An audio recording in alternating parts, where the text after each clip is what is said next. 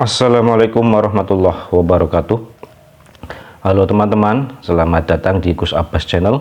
Saya Arindra Bagus Santoso akan berbagi kajian mengenai menyantuni anak yatim. Puji syukur kepada Allah Subhanahu wa Ta'ala, kita semua telah dipertemukan dengan bulan mulia ini.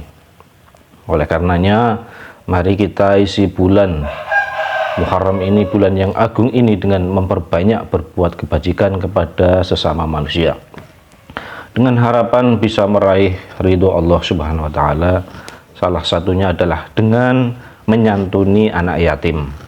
Kami akan menjelaskan menyantuni anak yatim dengan anjuran Allah untuk menyantuni anak yatim, yaitu di dalam Al-Quran surat Al-Ma'un. Saudara-saudara sekalian, bulan Muharram adalah bulan yang mulia. Nah, mari kita semua jangan sampai menyia-nyiakan kesempatan ini. Sebab bisa saja Muharram yang akan datang kita sudah tidak ada. Nah, salah satu amal kebajikan yang bisa kita perbuat pada bulan ini adalah menyantuni anak yatim. Al-Quran dan hadis Nabi sangat menganjurkan kepada semua pemeluknya, yaitu umat Islam, untuk terus berbuat baik kepada mereka. Ya. Bahkan di dalam Al-Quran, Bismillahirrahmanirrahim, ara'aital ladzi yukadzibu biddin fadzalikal ladzi yad'ul yatim wa la yahuddu ala ta'amil miskin. Fawailul lil musallin alladzina hum an sholatihim sahun alladzina hum yura'una wa yamna'una al-ma'un. Yang mana tahukah kamu orang yang mendustakan agama? Nah, maka itulah orang yang menghardik anak yatim dan tidak mendorong memberi makan orang miskin. Maka celakalah orang yang sholat, yaitu orang yang lalai terhadap sholatnya, yang berbuat ria, pamer, dan enggan memberikan bantuan. Quran surat Al-Ma'un ayat 1-7. Dalam ayat ini Allah menghadapkan pertanyaan kepada Nabi Muhammad, orang yang mendustakan agama, dan yang dimaksud dengan mendustakan agama. Nah, pertanyaan ini kemudian dijawab pada ayat-ayat selanjutnya. Salah satu sifat orang yang mendustakan agama, ya, yaitu mereka menolak dan membentak anak-anak yatim yang datang kepadanya untuk memohon belas kasihnya demi kebutuhan hidupnya. Selanjutnya, Allah kembali menegaskan bahwa sifat lain dari pendusta agama adalah mereka tidak mengajak orang lain untuk membantu dan memberi makan kepada orang-orang miskin. Ya. Cuek. Ya, dua sifat tersebut merupakan salah satu bentuk kesombongan dan takabur dalam diri seorang, ya, ketika mereka enggan menyantuni anak yatim dan enggan memberi makan orang-orang miskin. Al-Quran menyebutnya sebagai pendusta agama, karena agama Islam mengajarkan untuk mengasihi anak yatim dan memberi makan orang miskin.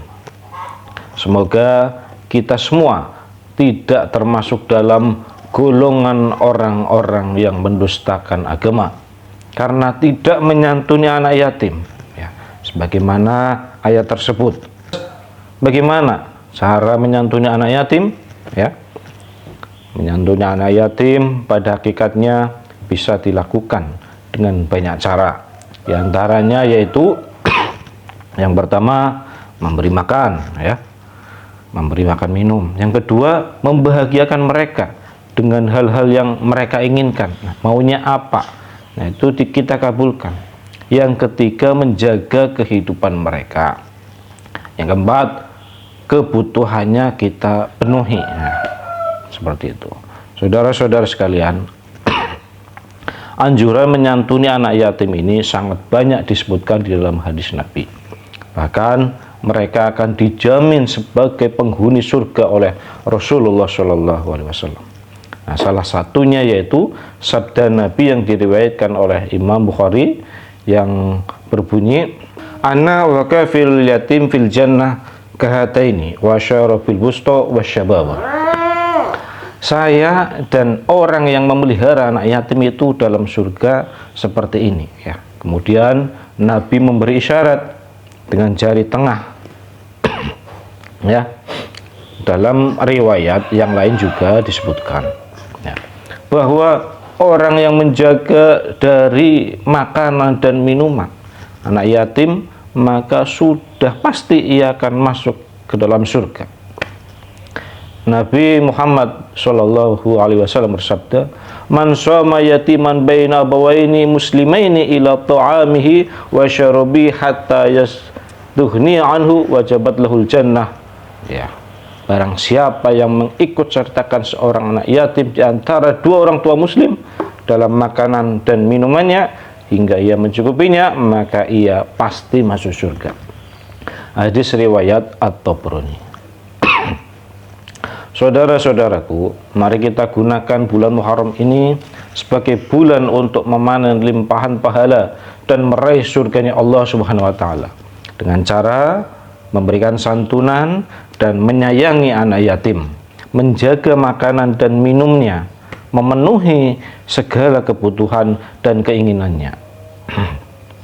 Semua ini merupakan perbuatan yang sangat mulia dan perbuatan yang luhur, serta merupakan salah satu cara agar kita semuanya tidak termasuk orang yang mendustakan agama ya, sebagaimana yang telah ditegaskan di dalam Al-Quran yang barusan saya sampaikan.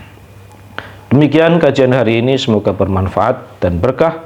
Wassalamualaikum warahmatullahi wabarakatuh.